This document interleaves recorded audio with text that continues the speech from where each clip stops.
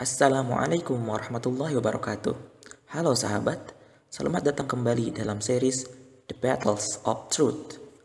Pada episode kali ini, kita akan membahas sebuah kisah tentang awal mula Perang Badar. Sebuah perang besar pertama yang dilakukan oleh umat Islam dalam menegakkan kebenaran. Jadi, langsung saja kita mulai ke kisahnya.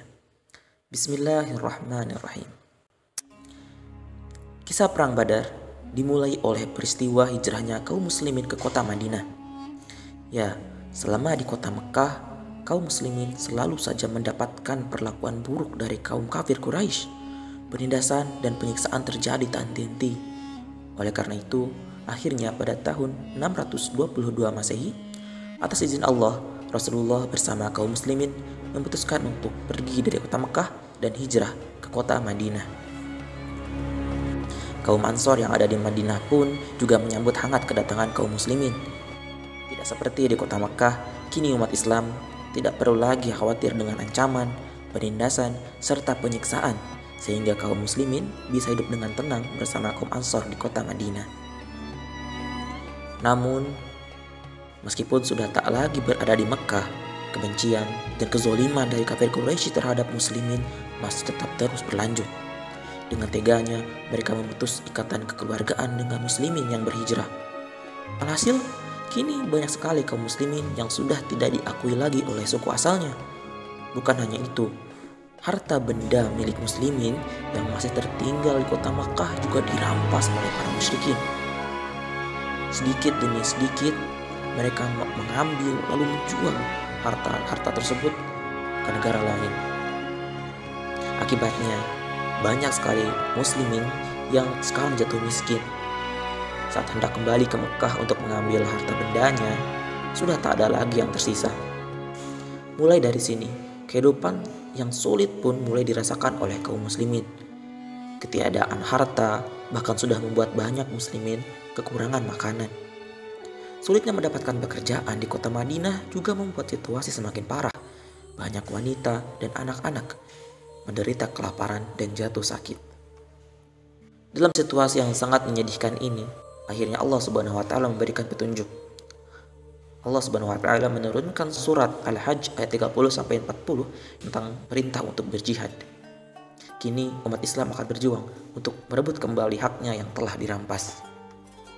2 tahun kemudian, pada bulan Ramadan tahun 624 Masehi, kala itu Rasulullah mendapatkan laporan bahwa kafilah dagang Quraisy pimpinan Abu Sufyan bin Harb sebanyak 40 orang telah dalam perjalanan pulang berniaga dari negeri Syam menuju ke kota Mekah.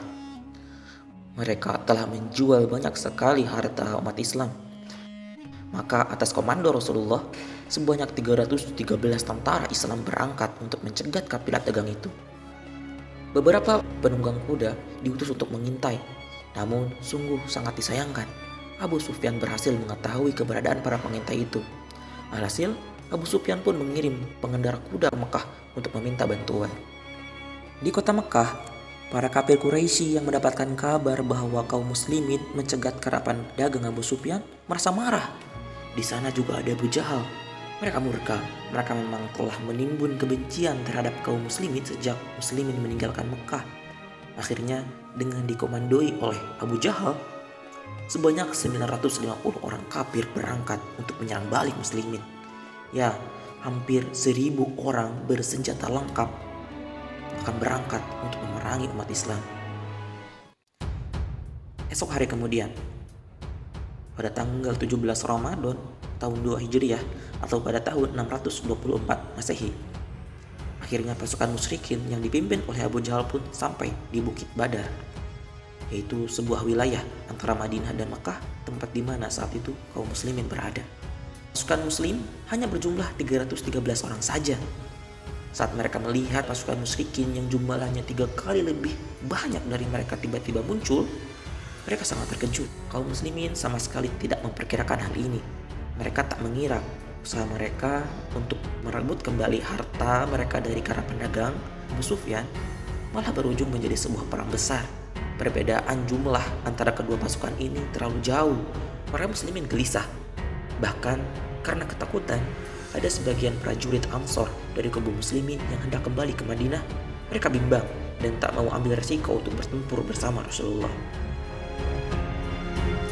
Di tengah kegelisahan ini, tiba-tiba seorang sahabat dari Ansor, yaitu Sa'ad bin Mu'adz berteriak, "Demi Allah, kalau engkau meminta kami menyeberangi lautan dan engkau menceburkan diri ke dalamnya, kami akan tercebur bersamamu.